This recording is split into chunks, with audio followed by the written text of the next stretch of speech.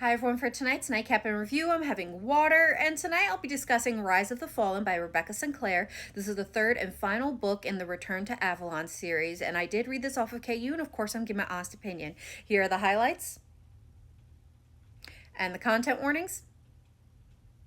And I gave this book 5 stars. I'm really excited to talk about it, but first, what's this book about? So this is the final story of Tiana, who is Queen of Avalon, and she knows that her realm and its people are dying.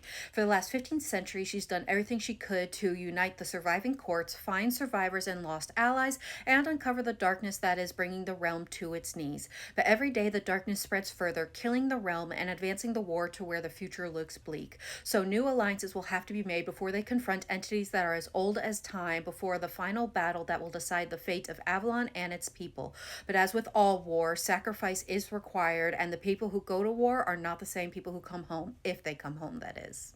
So what are my thoughts? Again, I'm giving this 5 stars, and oh my god, this book had me sobbing so hard that my husband was actually concerned. This is the second fantasy series that I've read by Rebekah, and I think it's her MO to break you down as a reader in these final books, because she needs our tears to fuel her next series where she's once again going to break you down. I will definitely be sending her my therapy bills as well as invoices for the literal boxes of tissues I went through reading this book. You are not prepared for how this book ends. Now, when it comes to the characters that she writes, she has a way of doing it to where they creep into your heart, and then all of a sudden she will rip them from you in the most excruciating of ways, main and side characters. She will also take characters that you hated in previous books and redeem them in such a way where you will cry over them just as hard as you would for a beloved character.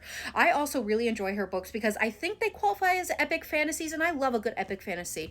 But I will say sometimes those can feel very heavy and weighed down to where I get a little tired after reading them. But I think she's found a way to deliver an epic fantasy without that dense heaviness, all while breaking you down emotionally. So that's the payoff. You're not going to feel like you're weighed down in darkness, but you're going to feel like your soul died.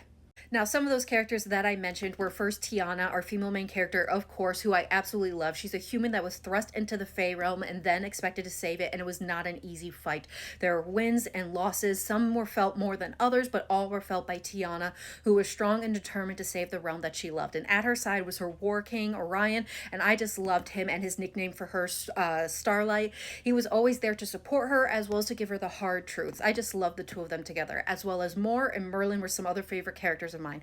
Overall, I really enjoyed the series and I do recommend it, and I can't wait to see what Rebekah comes up with next. I hope everyone has a good night and happy readings.